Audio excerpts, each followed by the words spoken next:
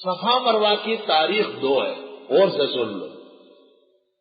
ایک تو ایک مرد اور ایک عورت نے ادھر آ کر کے گناہ کیا تھا، تو اللہ نے ایک کو وہاں پتھر بنایا، دوسرے کو وہاں۔ صفا مرد کا نام ہے، مروا عورت۔ اور جس وقت ابراہیم علیہ السلام نے حضرت اسماعیل اور ان کی والدہ ہاجر کو وہاں چھوڑا، اور ابراہیم روانہ ہو گئے، تو حضرت ہاجر ابراہیم علیہ السلام کو دیکھنے کے لیے کبھی صفا پر چڑھتی تھی، کبھی مروا پر۔ درمیان میں اس کو یاد آ جاتا تھا کہ اسماعیل اکیلے بیٹھا ہوا ہے، دوڑ لیتی تھی۔ جب محمد الرسول اللہ صلی اللہ علیہ وسلم کا زمانہ آیا اور آپ وہاں پہنچے تو اللہ نے کہا، اے میرے پیارے حبیب، آپ بھی دوڑ کے دکھائے۔ میری ایک پیاری بندی یہاں مجبوراً دوڑی تھی، قیامت تک وہ دوڑ سنت ہے، لیکن اے امت کی عورتوں، عائشہ و خدیجہ، حفصہ و ام حبیبہ، جویریہ اور اسماء اور سلمہ، فاطمہ اور زینب، رقیہ و کلثوم کو اجازت نہیں دی گئی دوڑنے کی۔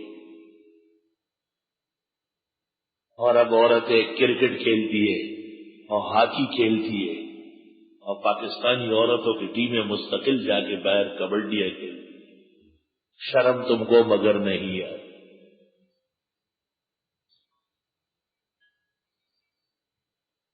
اور مولانا مفتی رشید احمد صاحب لدھیانوی تھے ناظم آباد میں، تو انہوں نے ایک دن واقعہ سنایا کہ مجھے ویسے ڈر لگتا تھا کہ اچانک ایک خط آیا اور اس پر ایک عورت نے لکھا تھا کہ میں نے اذان سیکھی بہترین کعبے کے طرز پر، آپ اجازت دے دیں، میں اذان دینا چاہتی ہوں آپ کی مسجد۔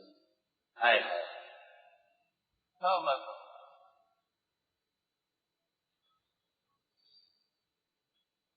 اللہ تعالی ہماری ان عورتوں، ہماری ان بہنوں اور بھابھیوں کو اسلامی پردہ اور حجاب نصیب فرمائے۔ ہزاروں نمازیں، سب کے خیرات ایک طرف اور شریعت کے حدیں توڑنا دوسری طرف بہت بڑا جرم ہے۔ اندیشہ ہے کہ تمام نیکیاں حبط ہو جائیں۔ ان الصفا والمروہ، بے شک صفا اور مروہ، من شعائر اللہ، خدا کی قدرت کی دلیلوں میں سے ہیں۔ اور سن رہے، شعائر جمع شعیرہ، یہ جو آپ روڈ پر چلتے ہیں نا، Hyderabad 210 kilometre, Hyderabad 200 kilometre, Hyderabad 190 kilometre, 180، اس طرح، یہ شاعر طریق ہے۔ کیا چیز ہے؟ شاعر طریق۔ اس طرح کچھ چیزیں ہیں جو دیکھتے ہی دین سمجھ میں آتا ہے۔ پتہ نہیں کس خوشی میں شاہ ولی اللہ نے حجت اللہ میں لکھا کہ شاعر اللہ 4 ہے۔ کیا ہے؟ شاعر اللہ 4 ہے۔ کعبۃ اللہ، رسول اللہ، صلوات اللہ، کتب اللہ۔ کعبۃ اللہ میں تمام مساجد مدارس، رسول اللہ میں جمیع رجال دین، صلوات اللہ میں تمام تقربات، کتب اللہ میں تمام دینی اوراق اور دینی کتب اور ان کا سرمایہ۔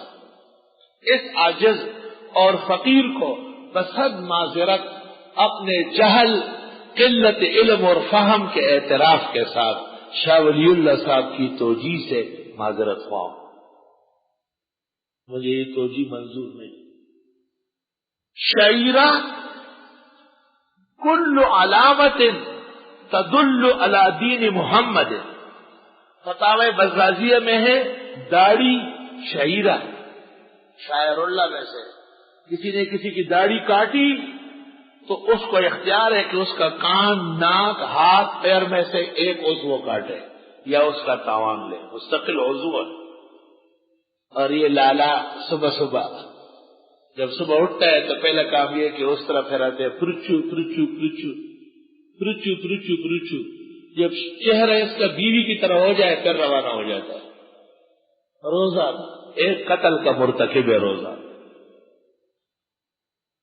اور ایک خطرناک بات یہ ہے کہ گناہ کی جگہ کو بھی دیکھنا گناہ ہے، تو داڑھی مونڈا جب آپ سے بات کرے گا تو آپ کالے چشمے پہن لیں تاکہ اس کی شکل آپ کو نظر نہ آئے۔ ایک داڑھی مونڈے نے مجھے کہا کہ ہم جو دینی تعاون کرتے ہیں وہ کیسے؟ میں نے کہا وہ صحیح ہے۔ اس نے کہا کیسے؟ میں نے کہا میں نے آپ کی داڑھی مونڈنے پر اعتراض کیا ہے، نماز پڑھنے پر اعتراض نہیں کیا ہے۔ میں نے آپ کی گالی پر اعتراض کیا، دعا پر اعتراض نہیں کیا۔ تو آپ کا جو بد اعمال ہے وہ ناپسندیدہ ہے، آپ جو نیکیاں کرتے ہیں وہ قبول ہو جائے گی انشاءاللہ۔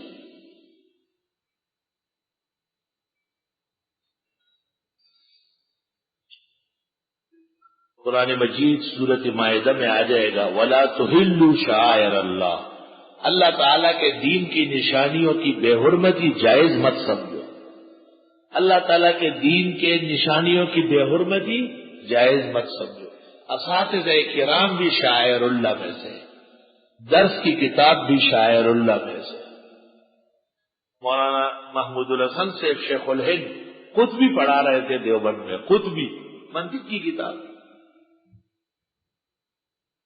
ایک آدمی آیا، کہا شیخ الہند صاحب بہت بیمار ہوں، بہت مالی تکلیف پیش آئی، بہت زحمت ہے، دعا تو کرو۔ حضرت شیخ الہند نے طالب علموں سے کہا دعا کر لو، یہ جو ہم نے دینی کتاب کا درس دیا اللہ تعالیٰ اس کی مشکل حل فرمائے۔ جب دعا ختم ہو گئی ایک طالب علم نے کہا حضرت منطق کی کتاب بھی دین کی کتاب ہے۔ شیخ الہند نے کہا استغفر اللہ، ہمیں تو کبھی یہ خیال بھی نہیں آیا کہ یہ بے دینی ہے، ہم تو دین سمجھ کر پڑھاتے ہیں۔ منطق کو حکمت سے بہر اصطلاح، منطق کو حکمت سے بہر اصطلاح، گرب خوانی اند کی باشد روا۔ یہ جو منطق کی بڑی کتاب ہے میر زاہد ملا جلال، یہ میر زاہد خود آگرہ کے مفتی، ہندوستان میں بڑا شہر ہے آگرہ، وہاں کے مفتی قاضی شاہ ولی اللہ کے والد شاہ عبد الرحیم ان سے پڑھ رہے ہیں۔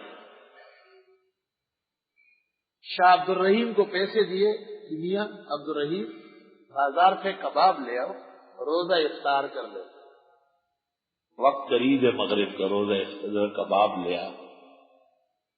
کبابی نے کباب بنائے جلدی سے کے، اور شاہ عبد الرحیم کو کہا یار میرا ایک مقدمہ حضرت کی عدالت میں ہے، تھوڑا خیال رکھے نا۔ کباب آ گئے، اذان شروع ہو گئی، میر زاہد منطقی نے کباب توڑا، منہ میں ڈالا، پانی لیا۔ شاہ عبد الرحیم کباب کچھ زیادہ نہیں ہے؟ جی حضرت ان کا ایک کیس آپ کی عدالت میں ہے، ظالم کئی کا افسدت علینا صومنا سائر اليوم، دن بھر کا روزہ آپ نے رشوت سے افطار کرا دیا، یہ تو حرام نہ جائے گا۔ کباب اٹھا کے ختم۔ منطقی تقویٰ دیکھو، پرہیزگاری دیکھو، افسدت علینا صومنا سائر اليوم، دن بھر کا روزہ آپ نے ہمارا فاسد کرایا۔ تو میں یہ کہنا چاہتا ہوں کہ شاہ ولی اللہ نے مخصوص چیزوں کا ذکر کیا، اور حقیقت میں ہر وہ علامہ، ہر وہ نشان جس سے دین ہی دین معلوم ہو اس کو شاعر اللہ کہہ سکتے ہیں۔ قرآن مجید سورۃ حج میں ہے کہ قربانی کا جانور وہ بھی شاعر میں سے، وَمَن يُعَظِّمْ شَعَائِرَ اللَّهِ فَإِنَّهَا مِن تَقْوَى الْقُلُوبِ۔ قرآن مجید کے نصوص کو دیکھ کر اور فقہاء کے اطلاقات کو دیکھ کر حضرت شاہ ولی اللہ صاحب کی توجیہ حجت اللہ میں اس عاجز کے فہم سے بالاتر ہے۔ بصد معذرت، ان الصفا والمروہ من شعائر اللہ، بے شک صفا و مروہ قدرت کی نشانیوں میں سے ہے۔ ومن حج البیت، جو کوئی حج کرے بیت اللہ کا، واعتمر یا عمرہ کرے۔ کعبہ میں اور مکہ میں سب سے بڑی عبادت حج بیت اللہ یا عمرہ، توبہ توبہ، دونوں کا ذکر ہوگا۔ اتم الحج والعمرۃ للہ، اس سے پتہ چلا کہ حج کے بعد عمرے کے مساوی کوئی عبادت نہیں ہے۔ اور وہ جو فقہاء نے لکھا ہے کہ 4 طواف ایک عمرے کے برابر ہے، اس کی مثال ایسی ہے جس طرح اشراق کی 2 رکعت ایک حج اور عمرے کے برابر ہے۔ تو اشراق کی 2 رکعت یا صبح جب آپ پڑھ لیتے پھر وضو خانے سے پانی بھر کے گھر لے جاؤ کہ میں زمزم لایا ہوں، اور گلے میں سیرے ڈالو کہ میں عمرہ کر کے آیا ہوں، مجھے حاجی صاحب مبارکباد دو، شرم تم کو مگر نہیں آتی۔ سمجھ لیں؟ جس طرح 3 دفعہ سورۃ اخلاص پڑھنے سے قرآن کا ثواب ملتا ہے مگر قرآن پڑھا نہیں ہے، اسی طرح 4 طواف تو نہیں، میں کہتا ہوں 100 طواف بھی کوئی کرے ایک عمرے کے برابر نہیں ہے، ثواب ملنا علیحدہ چیز ہے، وہ اللہ کا فضل و کرم ہے۔ عمرہ سب سے بہتر اور افضل ہر شخص کا اپنے علاقے سے، تنعیم اور یلملم کے میقات آنے سے پہلے احرام باندھ دو، اور اگر بنیت جدہ چلے گئے تو وہاں سے جدہ میقات و اہل مکہ، جگہ مقرر ہے کعبے کے ارد گرد، ہر ملک سے آنے والا حج اور عمرے کے ارادے سے اس سے آگے بڑھے تو گناہگار ہوگا، دم دے گا اگر بغیر احرام کے احرام باندھ دو۔ حج کا موسم ہو تو ٹھیک ہے، ورنہ عمرے کا۔ اور جب مکہ مکرمہ پہنچے عمرے سے فارغ ہو جائے پھر آپ کو اختیار ہے کہ تنعیم سے عمرہ کرے جہاں سے ام المومنین نے عمرہ کیا، یا جیرانہ سے کرے جہاں سے حضرت نے خود کیا، یا جدے سے آ کے کرے، یا ایک باغ ہے وہاں جا کے وہاں سے نیت باندھے، یا کسی بھی ارض ہل سے نیت باندھے۔ اعلیٰ و افضل امام ابو حنیفہ نے کہا ہے تنعیم کا عمرہ ہے، سب سے اعلیٰ و افضل تنعیم کا عمرہ ہے۔ تنعیم کے عمرے کا انکار بعض لوگوں نے کم عقلی اور کم علمی کی وجہ سے شروع کیا ہے، کم علمی اور کم عقلی۔ بعض لوگ کم علم اور کم عقل ہے، اگرچہ حدیث کی کتابیں پڑھاتے ہیں، وہ طالب علموں کے دل و دماغ میں جہالت ڈالتے ہیں، استاذ ہو کر کے جاہلانہ باتیں کرنا۔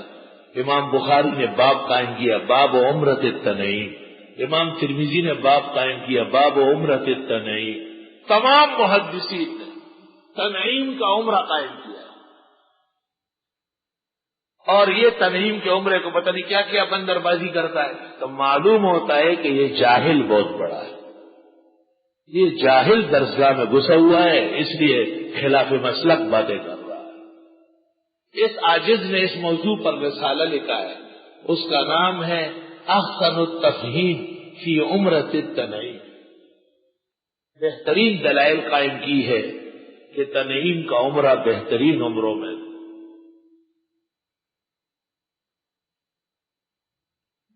حج اور عمرے کا جب بیان ہو قرآن یا سنت یا فقہ میں تو دعا مانگو کہ خدایا ہمیں حج اور عمرے اپنے فضل احسان سے ساری زندگی اپنے اہل اولاد احباب مشائخ محبوبوں کے ساتھ نصیب فرمائے۔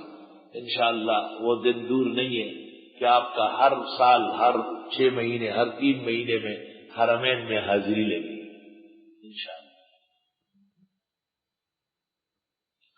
اللہ کا فضل ہے کہ تفسیری عمرہ بھی نصیب ہوا 4 دن میں، یہ تھا عمرۃ التفسیریہ، اور اس سے پہلے ہم نے کیا ہے عمرۃ التفصیلیہ، وہ 17 دن لگے، یہ 3 دن لگے۔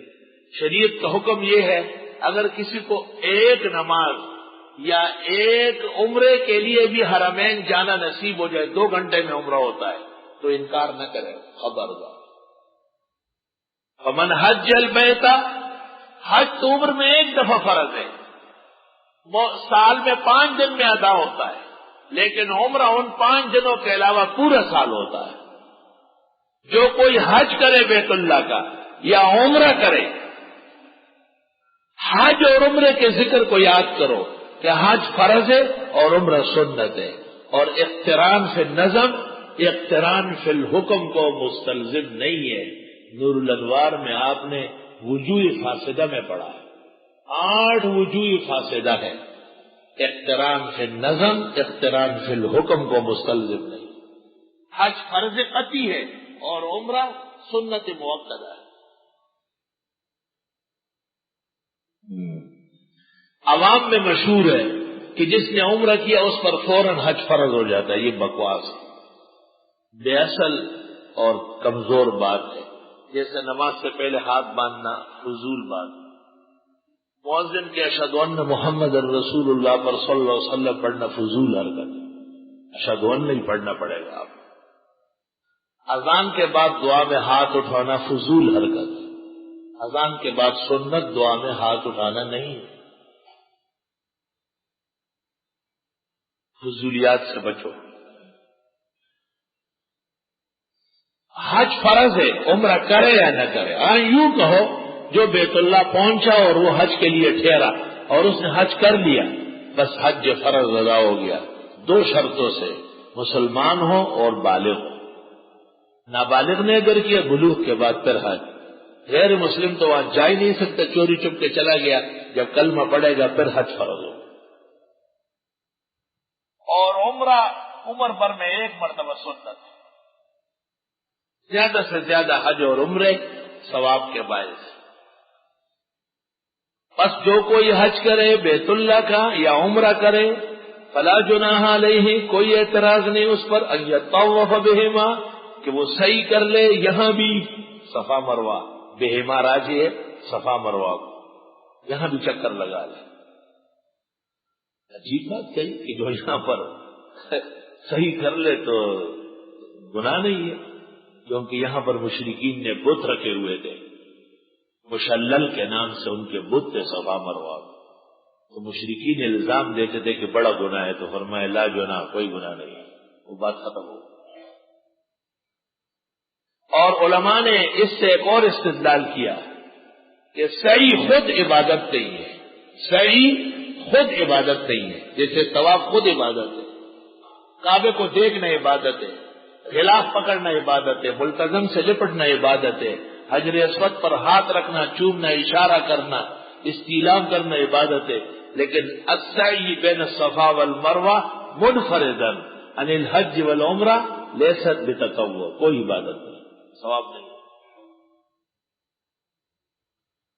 اس سے نکالا فلا جناح علیہ ان یطوف بہما ومن تطوع خیرا، اور جو کوئی عبادت کر لے ثواب کے ارادے سے فإن اللہ شاکر علیم، پس بے شک اللہ تعالیٰ قدردان اور جاننے والا ہے.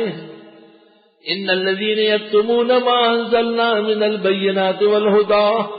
اشکال، علماء یہود جانتے ہیں پھر کیوں نہیں مانتے؟ جواب، بے شک وہ لوگ جو چھپاتے ہیں جو ہم نے اتارا واضح دلیلیں اور ہدایت، من بعد ما بیناہ للناس فی الکتاب، بعد اس کے کہ ہم نے بیان کیا لوگوں کو کتاب میں. پیغمبر نے کہا اجعلوا آخر صلاتکم باللیل وترا، رات کی آخری نماز وتر پڑھا کرو. اور یہ وطروں کے بعد نفل پڑھ کر پیغمبر کی مخالفت کرتے ہیں. ان الذین یکتمون ما انزلنا من البینات والہدی، بے شک جو لوگ چھپاتے ہیں وہ جو ہم نے اتارا واضح دلیل اور ہدایت، واضح حدیث ہے. بخاری نے باب قائم کیا، باب لیجعل آخر صلاتہ وطرا. لیکن یاد رکھنا کسی محدث نے وطروں کے بعد نفل پر کوئی باب قائم نہیں کیا. فقہ حنفی میں وطروں کے بعد نفل کا کوئی ذکر نہیں.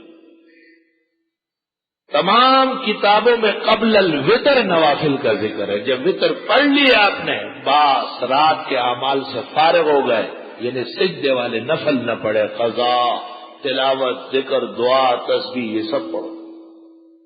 مضبوط مسئلہ ہے. اہل علم کے ہاتھوں مسکین ہے، اہل علم کے ہاتھوں مسکین ہے. اللہ، عاجز فقیر نے اس موضوع پر احسن العطر فی تحقیق الرکعتین بعد الوتر لکھا ہے. احسن العطر فی تحقیق الرکعتین بعد الوتر. آج کل احسن الرسائل ہمایوں مغل احسنی نے شائع کر دی، اس کو لے لو، اس میں 12 مطبوع رسالے سبا. بے شک وہ لوگ جو چھپاتے ہیں انہیں پتا ہے کہ سر ڈھکنا ثواب ہے اور ننگے سر ان کے ساتھ کھڑے رہتے ہیں. آئس گونگے کہ منہ پہ ایک جملہ نہیں آتا کہ بھائیو سر ڈھک کے نماز پڑھنا نماز کا آداب ہے. سر ڈھک کے نماز پڑھنا سنت طریقہ ہے. سر ڈھک کے نماز پڑھنا پیغمبر کا وتیرہ، نیک لوگوں کا شیوا، اچھے لوگوں کی ادا ہے. بلکہ انہوں نے ایک اور حرکت کی، غلط مسئلہ بیان کر کے لوگوں کو کہا مسجد میں تو ابھی میلی کچیلی ہوتی ہے، اس کو سر پہ رکھ کے تو آپ کہیں انوائٹ بھی نہیں ہوتے اور ولی میں اور تقریب میں نہیں جاتے تھے، اس سے نماز میں نہیں ہوتے. وہی دیکھو ذرا کتنی زیادتی کی بات ہے اور صحیح بات کو غلط کر دیا. یوں کہنا چاہیے کہ صاف ٹوپی اوڑا کرو، ٹھیک بات. ہماری مسجد میں الحمدللہ جب لدھیانوی اور نظام الدین نے فتویٰ لکھا کہ یہ ثیاب بذلہ ہے، اس سے نماز مکروہ ہے، میں نے جا کے دونوں کو کہا کہ بڑی سخت غلطی کی آپ نے. اللہ تعالیٰ دونوں کی قبر کو نور سے بھر دے اور ان کے قاتلوں کو دنیا و آخرت میں ذلیل کر لے. دونوں نے مجھے آ کے یہاں کہا کہ آپ کے ثابت قدمی کو سلام پیش کرتے. لدھیانوی مرحوم نے مولانا قاری مفتاح اللہ کی موجودگی میں کہا کہ ہم نے اس کو ثیاب بذلہ کہا کہ اس میں مکروہ ہے، خیال تھا کہ وہ اپنی اوڑھ کے آئیں گے، وہ بھی نہیں اوڑھی اور یہ بھی نہیں اوڑھی تو نتیجہ یہ نکلا کہ ننگے سر نماز شروع ہو. بعض کتابوں میں لکھا ہے کہ اگر ننگے سر نماز پڑھے تقویٰ اور خشوع خضوع کے لیے، یاد رکھنا یہ جزیہ غلط ہے. اس پر ابن عابدین نے اعتراض کیا ہے کہ سر ڈھکنا سنت ہے، سنت کے خلاف میں خشوع و خضوع معتبر نہیں ہے. خشوع و خضوع اس میں معتبر نہیں، خشوع و خضوع سر ڈھکنے میں ہے. اس پر بھی مولانا نظام الدین کو میں نے عرض کیا کہ اس جزیے کو دوبارہ دے.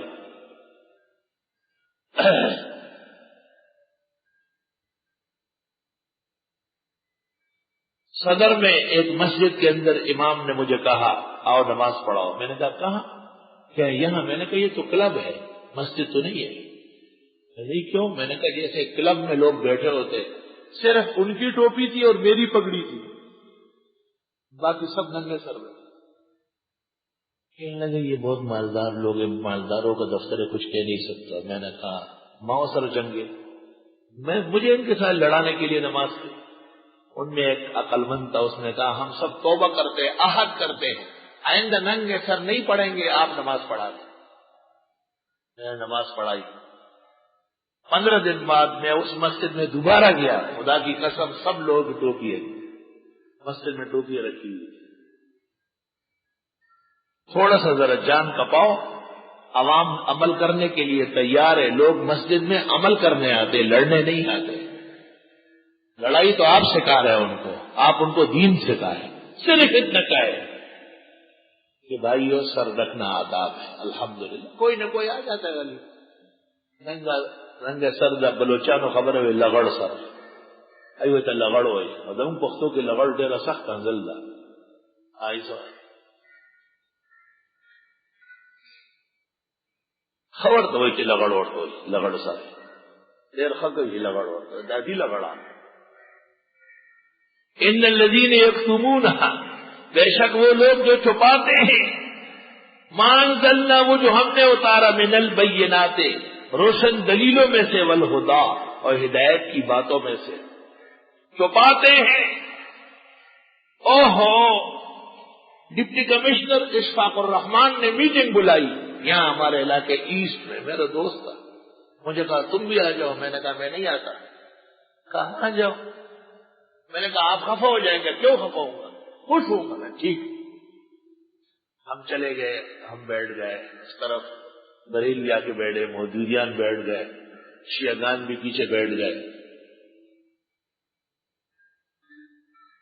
آج کل علاقے میں چوریاں اور ڈکیتیاں بہت زیادہ ہو رہی ہیں، آپ حضرات کو پتہ ہے نا، تو اس میں ہماری مدد فرمائے، آپ ہیلپ کر لیں. علماء کرام کا ہیلپ چاہیے. سب سے پوچھا، سب نے کہا بالکل. مجھ سے پوچھا، میں نے کہا کہ جو موٹر سائیکل چوری کرتے ہیں یا موبائل چھینتے ہیں یا لوگوں کو پکڑ کے پیسے چراتے ہیں، گاڑیاں اغوا کرتے ہیں، آپ اس کا ایکشن لیتے ہیں؟ کہا بالکل۔ میں نے کہا جو سنت چوری کرے، توحید چوری کرے، ان کا ایکشن بھی لیں گے؟ کہا وہ کون ہے؟ میں نے کہا یہ مصطفیٰ اظہری حسن حقانی بیٹھے ہوئے بریلیا۔ او ہنگامہ کھڑا ہو گیا۔ میں داخلہ ناز تو سنت اور توحید غلط۔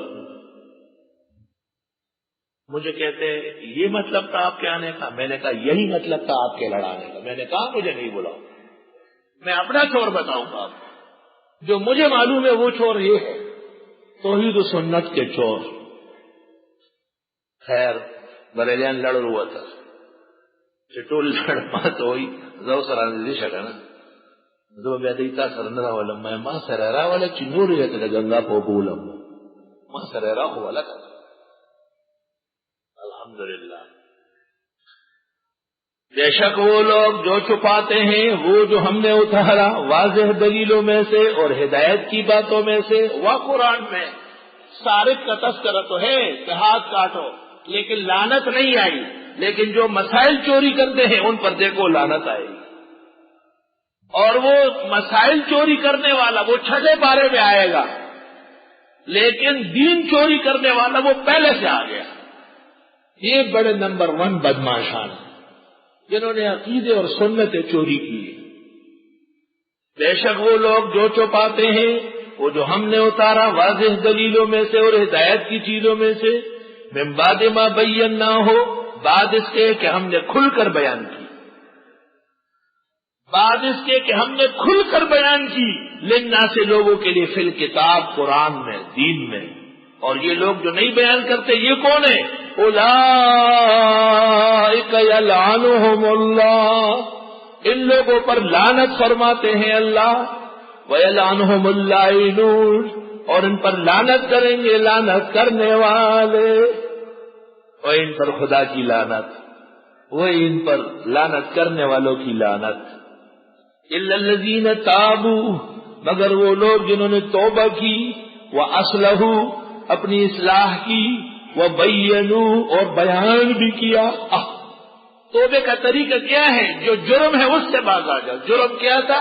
نہ بیان کرنا، وہ بینوا، یاد رکھ، جب تک گناہ کو چھوڑے نہیں توبے کا کوئی اعتبار نہیں۔ وبینوا، کھل کر کہے کہ یہ مبتدئین کا صلاۃ و سلام بے دینی ہے، ان کے ایصال ثواب کے رسم بے دینی ہے، ان کے دینی تقریبات پرلے درجے کی بے دینی ہے، میلاد کے نام پر مفاسد پھیلا رہا ہے، کھل کر کہے۔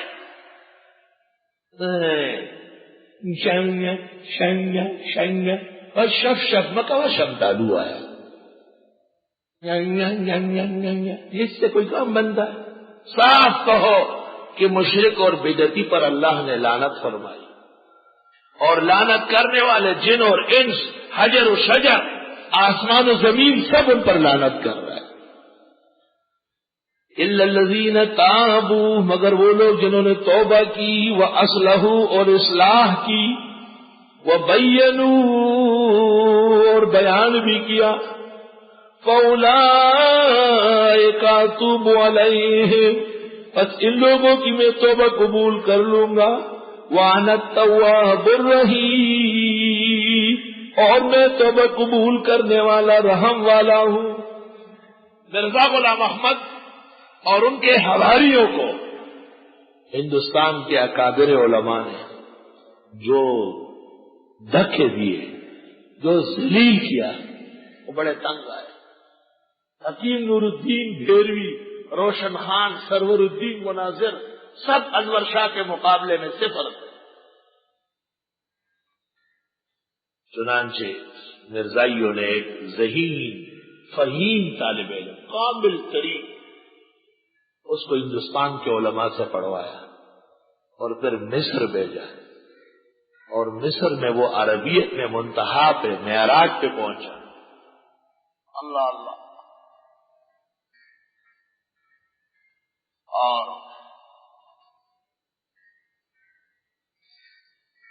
جب ان کو پورا یقین ہو گیا،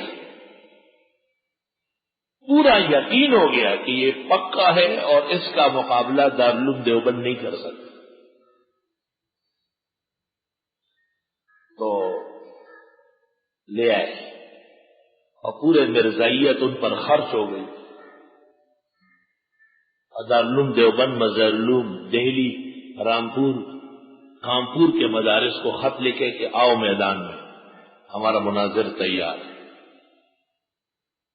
اور لوگ آئے. یعنی دارالعلوم دیوبند نے 4 مناظرین بھیجے.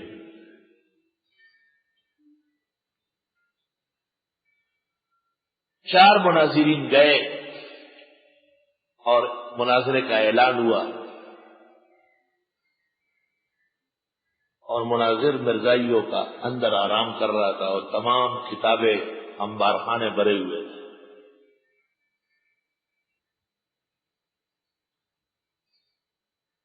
اب مناظرہ شروع ہو رہا ہے صبح 10 بجے اور 9 بجے 8 اور 9 کے درمیان میں مولانا لال حسین اختر خواب دیکھ رہا ہے. ختم المرسلین حضرت صلی اللہ علیہ وسلم ارشاد فرماتے ہیں تمہیں شرم نہیں آتی میرا امتی ہو کر کے مرزا جیسے جھوٹے کو میرے مقابلے میں نبی ثابت کرو گے؟ لعنت بھیجو اس کافر پر. مولانا لال حسین اختر نیند سے اٹھ گئے. سارے مرزائی درمیان میں کتاب مرزائیوں کا مناظر ہے. مولانا نے باہر نکل کر کسی طالب علم کو کہا کہ آپ اپنے کپڑے لے آئے اور ایک رومال اور ٹوپی لے آئے کہ میں سر پر باندھوں، کیونکہ میرے یہ جسم کے کپڑے بھی ان بےایمانوں کے. انہوں نے خرید لیے اور طالب علم کو قریب بلایا اور اس کو کہا کہ قریب میں کوئی غسل خانہ ہو کہ نہا لو، کفر کا غسل کر لو. اس کو تو بتاتے نہیں ہیں. مرزائی سب حیران ہے، وہ سمجھے کہ یہ کوئی ٹوٹکا ہوگا کہ دیوبند والے بوریہ نشین یا فقیر ہے تو یہ بھی طالب علمانہ کپڑے پہن رہے ہیں اور یہاں غسل خانوں میں نہیں، باہر جا کے کسی مسجد کے کسی گھر کے غسل خانے میں نہا لیا اور کچھ نمازوں کی قضا کر دی. اور پھر اسٹیج پر آئے اور تقریر کی اور تقریر میں یہ خواب سنایا کہ میں مجھ پر بڑی محنت کی، 22 سال سے انہوں نے مجھ پر کروڑوں روپے خرچ کیے، لیکن اعلان یہ ہے کہ مرزا صاحب بما جماعت کے کافر مرتد. مولانا لال حسین اختر جن کے بارے میں عطا اللہ شاہ بخاری فرماتے تھے کسی مخلوق کا سجدہ ہوتا تو میں لال حسین اختر کی گود میں سر رکھ لیتا. الحمدللہ. الا الذین تابوا واصلحوا وبینوا. جہانگیرے میں ایک مولانا مفتی عبد القادر احمد رضا خان بریلوی کے خاص شاگرد، میں اور کوئی مجھے معلوم نہیں کہ احمد رضا نے پڑھایا، یہ مفتی صاحب فرماتے تھے کہ میرے استاد. اس نے طالب علمی میں کتاب لکھی ہے، اس کا نام ہے عبد البطن، پیٹ کے پجاری. دیوبندیوں کو کہا ہے، ہم کو کہا ہے الٹا چور کوٹوال کو ڈھنڈ ہے. مولانا انور شاہ صاحب انجمن حمایت الاسلام کے سالانہ جلسے میں آئے تھے. مفتی عبد القادر صاحب بھی آئے. شاہ صاحب ان کو پہچان گئے. وہ سربراہ بریلوی تھا، احمد رضا کا خاص شاگرد تھا. مفتی صاحب فرماتے تھے کہ جب میں نے شاہ صاحب کو دیکھا تو مجھے یقین ہو گیا کہ وارث الانبیاء تو یہی شخص.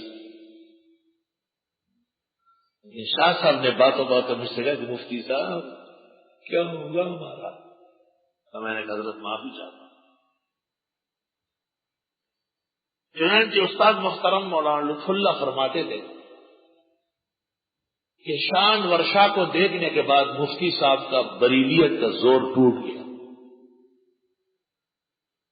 اور جب مولانا لطف اللہ صاحب نے تمام کتابیں پڑھی اور دور حدیث کا نمبر آ رہا تھا تو مفتی عبد القادر استاد مولانا لطف اللہ کے بہنوئی تھے اور ان کے والد مولانا عبد الحق صاحب دہلی فتح پوری میں شیخ الحدیث تھے.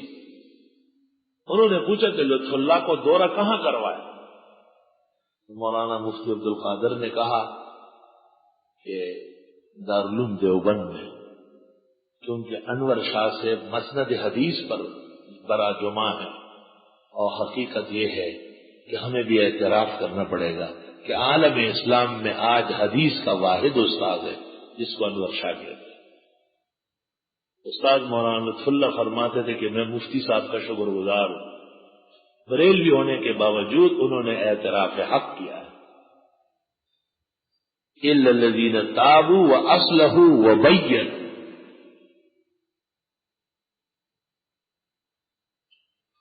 اور یہ لاہور کے قریب میں ایک بزرگ تھے مولانا شیر محمد صاحب۔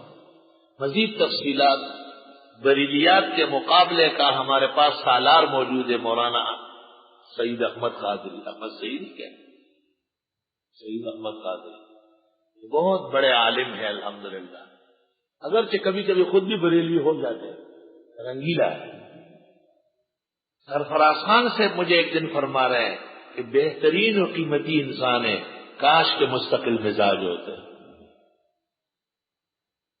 آج کل ہمارے ہاں ایک کتاب وہ مرتب کر چکے ہیں، اس کا نام ہے فیضان دیوبند، اور تمام اکابر اولیاء و بزرگوں کا لکھا ہے کہ ان کے سب بڑے جو تھے وہ دیوبندی تھے، بہت بڑی کتاب ہے۔ اور بریلوی مذہب کا علمی محاسبہ جلد 3 اور 4 آ رہی ہے، اول و دوم مکمل چھپ چکی ہے۔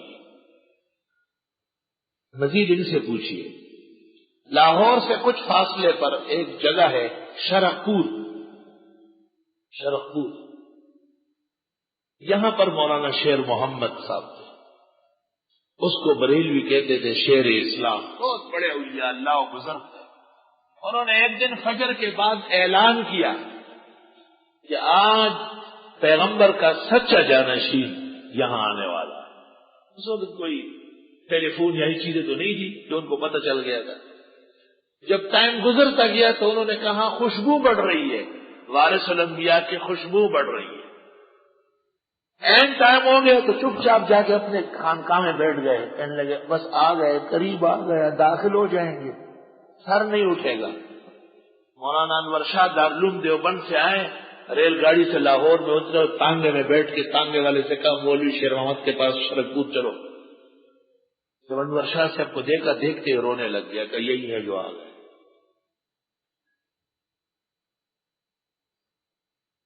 ان کی کتاب چھپی ہوئی موجود ہے، مولانا سے اس کا پتہ کرو تو۔ اور کچھ اور عنوان بھی ان کا ہے کہ انہوں نے کہا دارالعلوم دیوبند میں 3 وجودی نوری ہے، ان میں سربراہ تھا انور شاہ۔ الا الذین تابوا، مگر وہ لوگ جنہوں نے توبہ کی، واصلحوا اصلاح کی، وبینوا سچے دین کو بیان کیا، فاولئک اتوب علیہم، میں ان کی توبہ قبول کروں گا، وانا التواب الرحیم، میں توبہ قبول کرنے والا رحم والا ہوں۔ ان الذین کفروا، بے شک وہ لوگ جنہوں نے کفر کیا، وماتوا اور مر گئے، وہم کفار اور وہ کافر ہو۔ دیکھو دین بیان نہ کرنے والے، دین چھپانے والے، ان کی مذمت پہلے ہے، کفار کی بعد میں ہے، کیونکہ کفار کا خطرہ کم ہے اور اپنوں کا خطرہ بہت زیادہ ہے، یاد رکھیں۔ بے شک وہ لوگ جنہوں نے کفر کیا اور وہ مر گئے درا حالی کہ وہ کفار ہو، یعنی مرتے دم تک کافر رہے، اولئک علیہم لعنت اللہ، ان کے اوپر خدا کی لعنت ہو، والملائکہ اور فرشتوں کی، والناس اجمعین اور سب لوگوں کی۔ طالب علموں، وہ لوگ جو دین چھپاتے ہیں ان کے لیے جملہ فعلیہ ہے، یلعنہم اللہ، ہر وقت خدا کی ان پر لعنت برستی ہے، جیسے ہی وہ دین چھپاتے ہیں لعنت شروع ہو جاتی ہے۔ اور یہ جو کافر ہیں ان کی لعنت کے لیے جملہ اسمیہ ہے، بس یہ تو ہے ہی لعنت ہی، تو مجسمہ لعنت ہے۔ خالدین فیہا، ہمیشہ اس میں رہیں گے، لا یخفف عنہم العذاب، ہلکا نہیں کیا جائے گا ان سے عذاب، ولا ہم ینظرون، ان کو مہلت دی جائے گی۔ وہ دعویٰ جو تیسرے رکوع کے شروع میں تھا، یا ایھا الناس اعبدوا ربکم، اس کی تفریح مکمل ہو گئی، تو دعوے کا اعادہ کیا، وَإِلَٰهُكُمْ إِلَٰهٌ وَاحِدٌ، وہ معبود تمہارے معبود ایک ہی ہے، لا الہ الا هو الرحمن الرحیم، نہیں ہے کوئی لائق عبادت مگر وہی مہربان رحم کرنے والا۔ وقف کرو۔